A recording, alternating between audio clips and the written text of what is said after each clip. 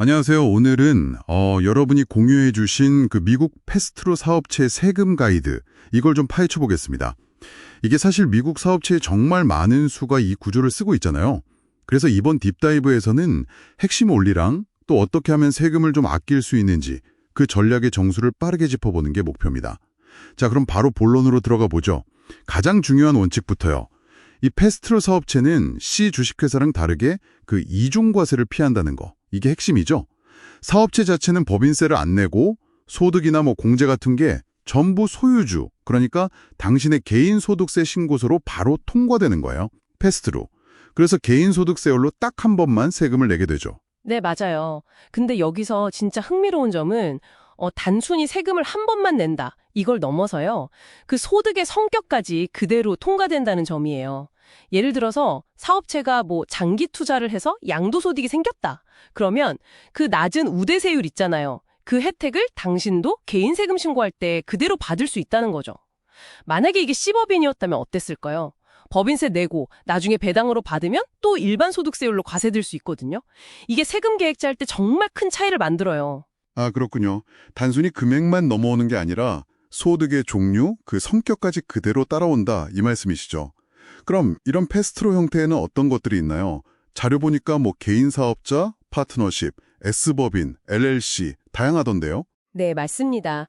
여러 형태가 있는데 그중에서 특히 S법인 전략이 좀 주목할 만해요.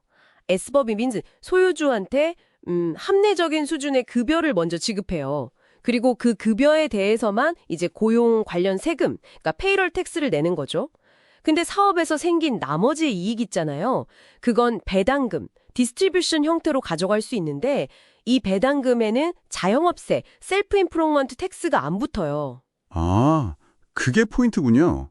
급여랑 배당으로 딱 나눠서 배당 부분은 자영업세를 안 낼 수 있다. 그래서 많은 LLC들이 일부러 세금 낼 때 S법인처럼 취급해달라고 선택하는 거군요. 네, 그렇죠. 그 잠재적인 세금 절감 효과 때문에 많이들 그렇게 하죠. 이해됐습니다.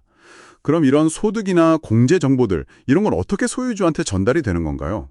그 K1 양식이라는 게 있던데요? 네, 바로 그 시줄 K1이 연결고리 역할을 합니다. 파트너십이면 1065 양식 관련해서, S법인이면 1120-S 양식 관련해서 당신 몫의 소득, 공제, 손실 같은 세무 정보를 이 K1에 딱 담아서 주는 거죠.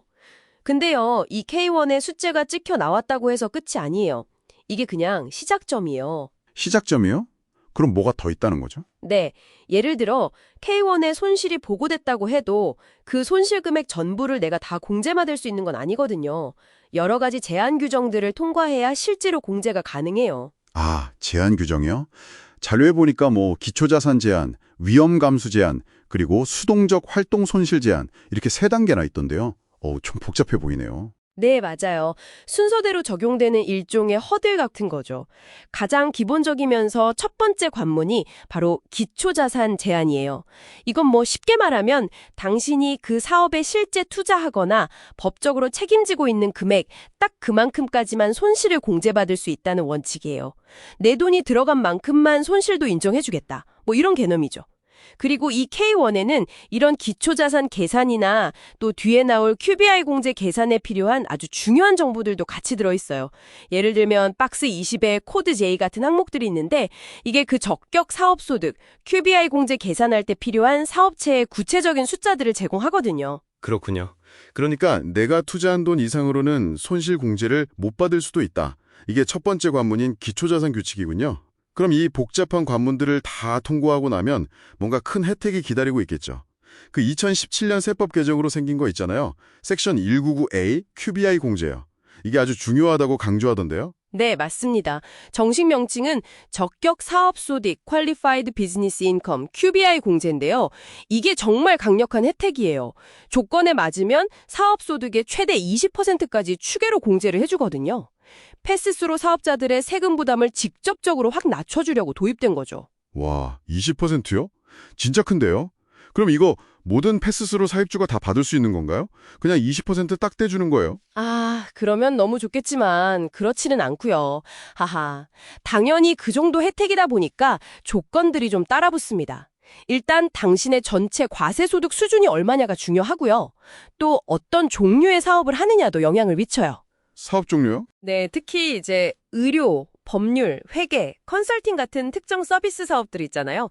이걸 SSTB라고 부르는데 이런 SSTB로 분류되면 소득이 일정 기준을 넘어가면서부터는 공제 혜택이 확 줄거나 아예 없어질 수도 있어요. 아, 그럼 저 같은 예를 들어 일반 제조업이나 뭐 도소매업 같은 경우는 소득이 높아도 괜찮은 건가요? 그런 서비스업, SSTB가 아닌 사업주라고 해도 소득이 높으면 무조건 20%를 다 받는 건 아니에요. 소득이 일정 수준 이상으로 높아지면 그때는 공제액 한도가 생겨요. 그 한도는 사업체가 지급한 총 W2 급여액이나 아니면 사업에 사용되는 유형 자산의 취득가액, UBIA 규모에 따라서 제한될 수 있어요. W2 급여나 자산 규모. 아, 그러니까 직원을 많이 고용하거나 설비 투자를 많이 한 사업체일수록 소득이 높아도 공제를 더 많이 받을 수 있는 그런 구조인가 보네요. 네, 정확합니다. 그런 요소들이 공제 한도를 결정하게 되죠. 그리고 또 하나 아주 중요한 점. 이 QBI 공제는요, 현재 법으로는 2025년 말까지만 유효해요. 일몰 조항이 있다는 거죠. 이것도 꼭 기억해야 합니다. 아, 2025년 말이면 진짜 얼마 안 남았네요. 알겠습니다. 자, 그럼 오늘 내용 한번 정리해 볼까요? 패스스루는 이중과세를 피하고 심지어 소득의 성격까지 그대로 이전되는 장점이 있지만 K1 양식에 나온 정보를 잘 이해하고 활용해야 하고 또 손실을 공제받으려면 기초자산 같은 여러 제한 단계를 통과해야 하고요. 그리고 QBI 공제라는 강력한 혜택이 있지만 이게 소득 수준이나 사업 종류, SSTV인지 아닌지, 또 W2 급여나 자산 규모, UBIA 같은 복잡한 규칙이 적용된다는 거. 아, 그리고 S법인 구조는 잘 활용하면 자영업세를 줄일 수 있는 가능성이 있다는 점도 있었죠. 네, 아주 정확하게 요약해 주셨네요. 그래서 결국 여러분께 가장 중요한 건 첫째, 내 사업 구조가 세법상으로 정확히 어떤 지위인지, 예를 들어 LLC지만 S법인으로 과세되는지 등 명확히 아는 것이고요.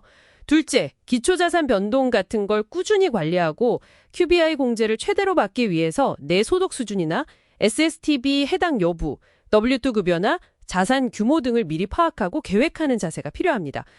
그리고 만약 여러 사업체를 운영하고 계시다면 각 사업체의 QBI 관련 요소들을 합쳐서 공제 한도를 좀 더 유리하게 계산할 수 있는 사업 통합 애그리게이션 규정이라는 것도 있거든요. 이것도 한번 검토해 볼 만합니다. 마지막으로 이 자료들을 쭉 보면서 이런 질문을 한번 던져보는 건 어떨까 싶어요. 만약에 QBI 공제가 정말 예정대로 2025년 말에 없어진다면 2026년부터는 사업 구조를 선택하는 기준이 어떻게 달라질까요? 이 20%라는 큰 혜택이 사라졌을 때 패스스루 구조와 C법인 구조 사이에 어떤 전략적인 매력도 균형이 어떻게 변할지, 그리고 그때는 또 어떤 다른 세금 관련 요소나 전략이 더 중요하게 부각될지 이런 걸 미리 고민해보는 것이 미래를 대비하는 데 도움이 되지 않을까 싶습니다.